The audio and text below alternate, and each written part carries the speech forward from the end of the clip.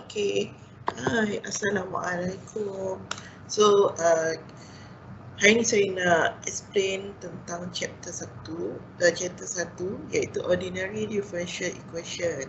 So, kita kena ingat apa yang dimaksudkan oleh Ordinary Differential Equation atau yang kita kenali dia sebagai ODE. Okay, so actually Ordinary Differential Equation adalah satu persamaan yang ada simbol differentiation. Kalau namanya pun dah ada differential kan. Jadi kita kena ingat bila sebut ODE, kita kena ingat ada differentiation. Okey. Jadi dalam ODE kita ada dua peringkat ODE yang kita belajar, iaitu yang pertama first order ODE dan second adalah second order ODE. Okey, so macam mana rupa first order ODE tu? Okey, kalau first order ODE biasanya dia hanya ada simbol differentiation peringkat pertama sahaja. Contohnya, okey, kita ada equation y, okey, dy dx, okey, tolak 6x sama dengan 7. So dekat dalam persamaan ni hanya ada satu simbol differentiation iaitu dy dx. Jadi dy dx maksudnya adalah pembezaan pada peringkat yang pertama ataupun kita differentiate equation tu sebanyak satu kali. So itu adalah ODE. Jadi dalam ODE, dalam first order ODE ni kita boleh selesaikan dia punya masalah dia dengan menggunakan dua jenis method, iaitu yang pertama kita boleh guna separation variable, okey, iaitu kita main pecah-pecahkan dia punya pemboleh ubah lah, okey. Dan yang kedua kita boleh gunakan integrating factor. Jadi kedua-dua method ni ada cara dia dan ada cara untuk kita kenal soalan tu perlu selesaikan guna separation variable ataupun perlu selesaikan menggunakan integrating factor. Okey, kalau second order ODE pula, okey, second order dia ada sekurang-kurangnya dia mesti ada satu simbol differentiation, iaitu simbol differentiation untuk peringkat yang kedua. Contohnya, okey, D kuasa 2, Y dx kuasa 2 tambah 5 dy dx sama dengan 6y. Okey, so kat sini yang paling penting mesti kena ada simbol ni, second order differentiation. Kalau yang first order ni ada tak apa, tak ada pun tak apa. So tak wajib ada Okey, yang penting mesti ada simbol second order. Okey, dan dia punya rupa lain, dia kadang-kadang ada yang tulis macam y double prime tolak 6y sama dengan 0. Kat sini ini kalau kita nampak prime ni, okey, kalau 2 maksudnya second order lah. Tapi kalau 1 maksudnya dia adalah first order. Kalau tak ada kat sini, contoh macam ni dia tak ada kan. Okey, so maksudnya dia adalah y biasa ni lah. Okey, jadi jangan confuse So kena faham macam mana nak baca simbol differentiation untuk second order dan first order. Okey, so kalau second order dia hanya ada satu saja cara nak selesaikan dia. Tapi dia ada tiga pilihan penyelesaian. Penyelesaian dia. So kita panggil dia sebagai case. Okey, so dia ada case 1, dia ada case 2, dia ada case 3. So penyelesaian dia bergantung kepada soalan lah. Kalau soalan tu perlukan penyelesaian untuk kes pertama, so kita gunalah kes pertama. Kalau penyelesaian tu perlukan kes yang kedua, maka kita gunalah kes kedua. Kalau penyelesaian tu perlukan kes yang ketiga, maka kita gunalah kes yang ketiga. Okey, jadi untuk video ni saya hanya nak terangkan untuk first order separation variable terlebih dahulu. Okey.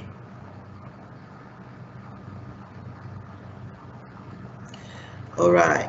So di sini ada satu contoh soalan.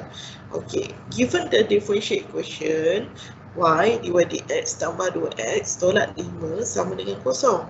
So soalannya adalah using the expression variable determine the general solution. Okay, so macam mana kita nak selesaikan menggunakan general solution? So kena ingat dalam ODE kalau first order, okay, dia punya apa untuk separation variable ataupun integrating factor, okay, kalau penyelesaian untuk general solution ni maksudnya sampai, kalau general solution maksudnya apa? Jawapan kita mesti sampai tambah C saja. Okay, so macam mana nak selesaikan? Okay, separation variable ni ialah method di mana kita kena asingkan okay, kalau dekat simbol sama dengan tu kan, belah kiri ni mesti ialah untuk unknown y. Kalau untuk belah kanan ni mesti untuk unknown x.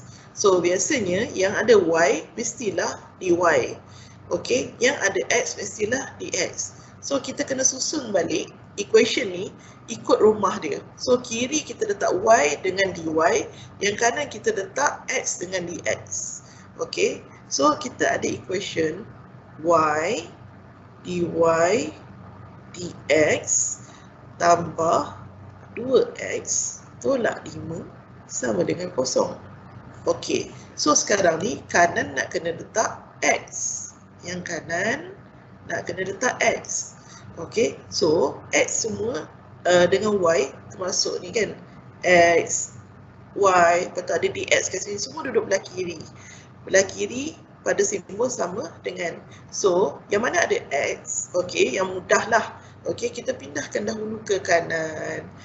Contohnya kat sini kita ada 2x tolak 5. Okay, so kita boleh buat pindah 5 ni kalau dia tak ada unknown, okay, dia tak kisah sebenarnya nak duduk kiri atau kanan. Dia bergantung kepada keadaan. Kalau dia perlu duduk ke kanan, kita bawa dia ke kanan. Kalau dia perlu duduk kiri, kita letak, biarkan jadi kat kiri. Macam tu. Okay, so sekarang ni kita nak pindahkan 2x dulu ke kanan. Okay, so kita akan pindahkan 2x ke kanan. So kita tengok kat sini dia punya dia punya simbol dia kat depan ni adalah tambah. So kalau tambah pindah sebelah dia akan jadi tolak. So yang tinggal belah kiri salin lah. Okay, kita akan tinggalkan y dy dx. Okay, lepas tu tolak 5 kita tak pindah kan. Okay, kita salin je tolak 5 sama dengan, so positif 2x pindah sebelah dia akan jadi negatif 2x. Okay, so kita baru pindahkan x lah. Lepas tu kita tengok, okay, nampak tak 5 ni dia macam mengganggu lah dekat dy dx ni.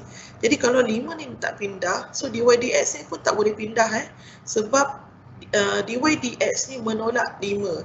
Jadi tak boleh ada simbol tambah dan tolak sebelah dy dx. Jadi apa yang kita kena buat, nak tak nak kenalah pindahkan negatif 5 tu ke kanan.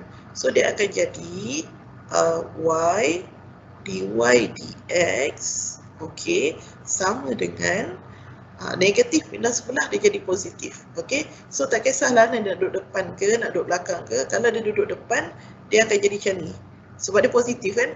So 5 tolak 2x. Okay, tapi kalau dia duduk belakang, kalau dia duduk belakang pun boleh, tak ada masalah. Okay, so dia akan jadi negatif 2x tambah 5. So yang penting kita kena tahu bila dia pindah melangkaui sama dengan, okay, simbol dia akan berubah. Okay, jadi dekat sini kalau kita nak nampak kita punya equation tu cantik, so kita boleh letakkan negatif 5 tu yang berubah jadi positif duduk depan. So dia jadi 5 tolak 2x macam ni. Gitu. Okay, so sekarang ni kita kena faham, kita nak asingkan yang mana ada x duduk belah kiri, yang mana ada y dia kena duduk belah kanan, betul tak? Okey, so sekarang ni yang masih lagi tertinggal belah kiri adalah dx. Okey, yang belah kiri dah ada dah y dengan dy, so dia tak payah pindah dah. Tapi dx ni masih lagi tertinggal, so dy dengan dx dia adalah membahagi. Jadi kalau dx tu dia dibahagi, pindah sebelah, dia akan jadi darab lah. Okey, yang ni dia pindah sebelah, so dia akan jadi darab. So tinggal y dy sama dengan 5 tolak 2x, so letakkan di belakang dx. Okey, so sekarang ni nampak tak? Kita dah settle. Yang belah kiri dah memang ada y dan dy, yang belah kanan dah memang ada x dengan dx. Yang 5 ni dia ikut keadaan. So kalau dalam keadaan soalan kita ni, 5 kena duduk belah kanan lah, sebab dia mengganggu dy dx. Okey. Lepas kita dah pisahkan, okey, kita kena integrate kiri dan kanan. So letak integration kiri dan kanan. Okey, so kena ingat kalau integrate kuasa bertambah. So formula dia apa? Okey, contohnya kalau y, kita integrate y, so dia akan jadi y ni kuasa 1 kan. Okey, so dia kena tambah 1 lah. Y kuasa 1 tambah 1. Okey. Lepas tu perkan dengan 1 tambah 1. So ini cara nak integrate y yang ada kuasa positif atau kuasa negatif lah. Okey, kecuali tak ada kecuali. Okey. Kalau yang kanan ni, okey, kita nak integrate 5 tolak 2y. So kita kena integrate dia satu-satu lah. Integrate 5 dapat berapa, integrate negatif 2x dapat berapa. Okey, so dekat sini kalau integration nombor saja, maka kita ikut unknown yang dekat belakang d ni. So kat kanan ni ialah dx kan. So kalau nombor saja, kita tambah je lah unknown. So dia akan jadi 5x. Okey. So kalau negatif 2x, ni pun sama macam y tadi, dia kuasa 1. So dia akan jadi tolak 2x kuasa 1 tambah 1 per dengan 1 tambah 1. Lepas dah integrate, jangan lupa tambah c. Nampak tak? Kita punya penyelesaian ni, kita nak sampai tambah c. Itu maksud dia. Okey, jadi dekat sini kita selesaikan. Okey, so dia akan jadi y kuasa 2 per dengan 2 sama dengan 5x tolak 2x kuasa 2 per 2 tambah c. Okey, jadi yang mana yang boleh selesaikan, kita selesaikanlah. Yang mana boleh pemudahkan, kita pemudahkanlah. Okey, contohnya macam kat sini, 2 boleh bahagi dengan 2, potong. So, dia akan tinggal apa? Y kuasa 2 per 2 sama dengan 5x tolak x kuasa 2 tambah c. Okey. Kalau soalan macam ni, kita boleh pindahkan, kita boleh tinggalkan y ni, sebab y ni ada kuasa 2 kan. Kita boleh tinggalkan y ni single y. Maksudnya dia tak ada kuasa, dia tak ada darab dengan apa-apa nombor. Okey, jadi kita pindahkan 2 ke kanan. 2 ni kita pindah ke kanan. So 2 ni dibahagi kan. So pindah sebelah dia jadi darab lah. Okey, so dia jadi y kuasa 2 sama dengan 5 kali 2, so 10x. 2 kali x kuasa 2, so tolak 2x kuasa 2. 2 darab c, jadi tambah 2c. Okey, kalau y kuasa 2, so dia akan jadi y kuasa 2 pindah sebelah, dia jadi punca kuasa lawan dia. Okey, so dia jadi punca kuasa. Okey, 10x tolak 2x kuasa 2 tambah 2c. Maka kita dah siap. Okey, sama ada mana-mana jawapan 2 ni, ini kita panggil dia sebagai general solution. Ingat, general solution adalah jawapan sehingga tambah c. Okey, semoga faham semuanya.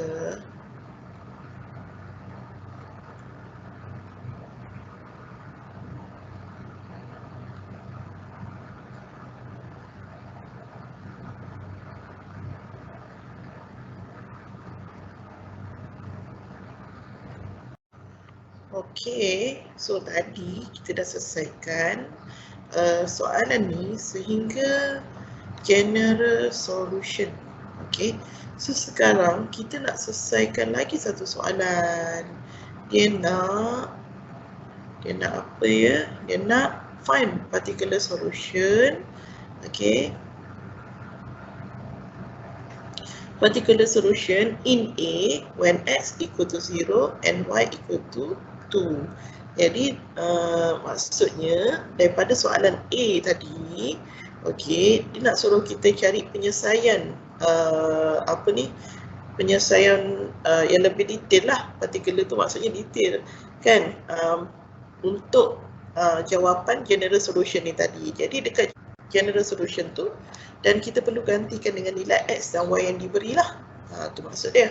Jadi dekat sini kalau ikutkan general solution ni banyak sebenarnya dia. Yang ni pun kita panggil general solution, ni pun general solution, yang ni pun general solution. Mana yang paling mudah kita nak ambil adalah terpulanglah, mana-mana pun boleh sebenarnya. Okey.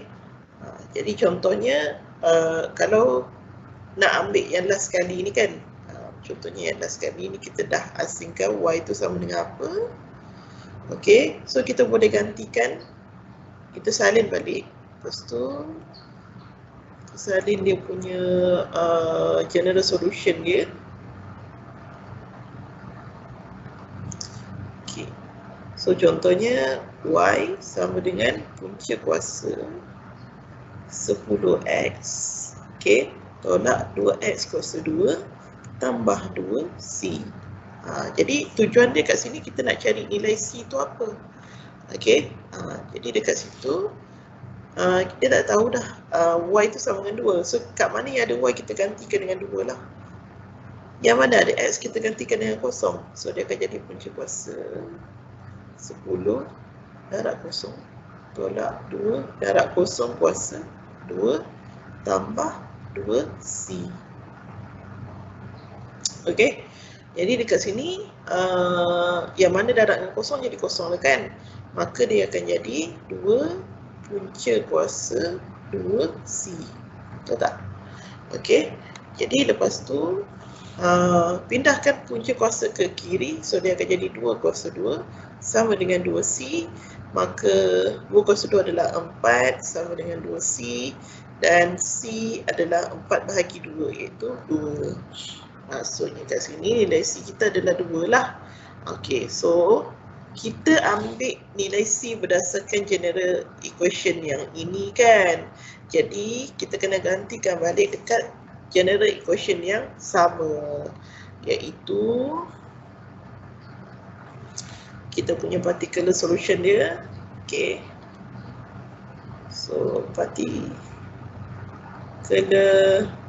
solution sama dengan apa dia? Okey, ambil daripada yang kita ambil general solution tadi, iaitu y sama dengan punca kuasa